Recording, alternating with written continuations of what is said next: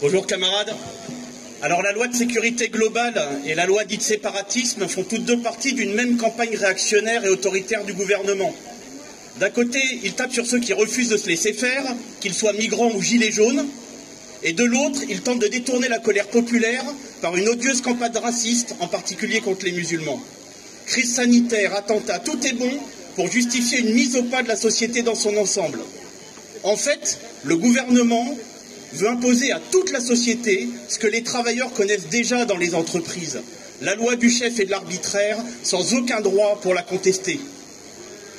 La crise économique, aggravée par la crise sanitaire, a déjà provoqué son lot de licenciements, de travailleurs jetés dans la pauvreté.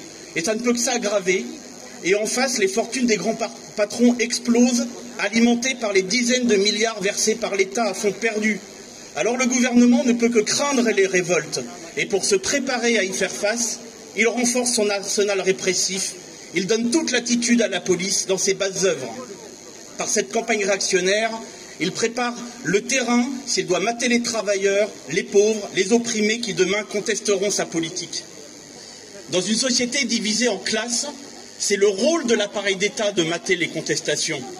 Et c'est pourquoi, le problème en ce moment, c'est pas forcément de demander la démission de tel ou tel préfet ou de Darmanin ou même de Macron. Pour se défendre, les classes populaires, les travailleurs ne doivent compter que sur leur propre force. Par le passé, les classes populaires ont su montrer à de nombreuses reprises leur capacité à s'organiser, à riposter.